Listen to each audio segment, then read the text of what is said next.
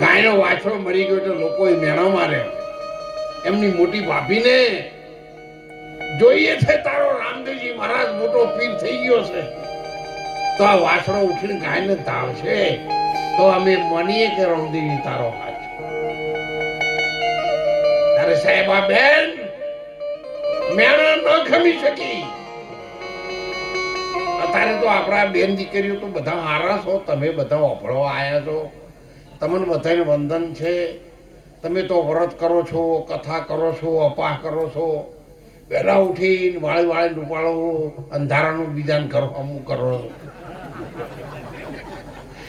રમાપીર હારું કરજો. આ વિડીયો છે એ બાજુ ફરું રમાપીને ખબર નહીં. તમે તો બધા હારો છો, તમે તો એવું ના કરો, પણ આ તો ખાલી યાદ આપો. પણ મેણા ના ખમી શક્યા બેન સાહેબ. દરવાજો બંધ કરીને અંદર જતી રહી.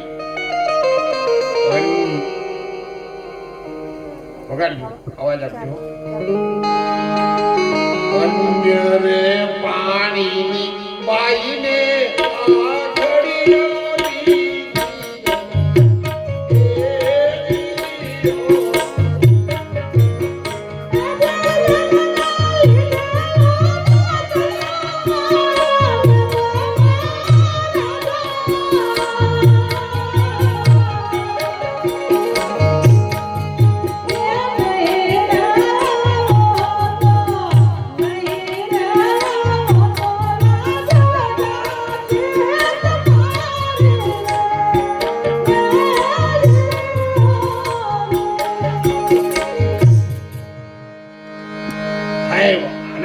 છોડી દીધું.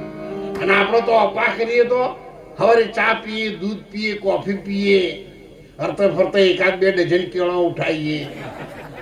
બપોર થાય રાજગરાનું શીરોન બટાકાનું શાક. હોજ પડે એટલે લાઈટો બંધ કરીને ઓછી કે મફળીઓ મૂકી રાખી 11 વાગ્યા સુધી અપા હેડ્યો આવે. એના કરતા તો હાદો દાડો હારો હતો. એ તમે બે ટાઈમ જ ઘાતું હતું. નાચ તો જેમ ઉધડું છે તો કહો વાટવા રાખ્યું. અંબાજી માં મારી મારીઓ હાથ ના પૂરી, પણ એ દાડે તમે હાથ પૂર્યું હતું. લોકો અંબાજી પગપાળા જાય ને 1978 સાલમાં સરકારે દમણ ગંગાથી મને ટ્રાન્સફર કરીને દોધીવાડા જોડે શીપુ ડેમ બનાવવા માટે મારી બદલી થઈ હતી. અને પછી મેં અંબાજી સેવા કેમ્પ શરૂ કર્યો હતો દોતા પેટ્રોલ પંપ પાસે. એક દિવસની 40 ડબ્બા સિંગ તેલની પૂરીઓ અમે ઉતારતા હતા. 40 ડબ્બા સિંગ તેલ. અને બીજો તેલ હતો જ નહીં. આ તો પરચુણિયું બધું હમણાંથી નવું આવ્યું. બધું બદલાણું નહીં. શું નહીં બદલાણું તમે કહો?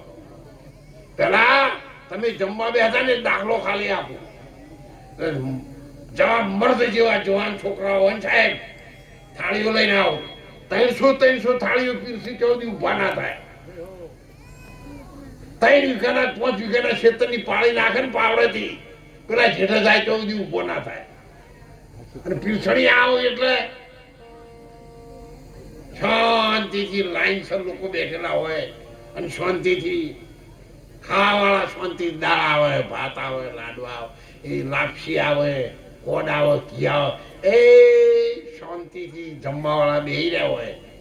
અને ભાઈ લઈ લઈને લોકો હાલવા આવે.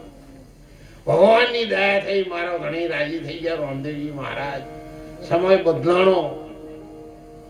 હાલવા વાળા શાંતિથી ઉભા રહીને ખાવા વાળા અડીઓ કરે.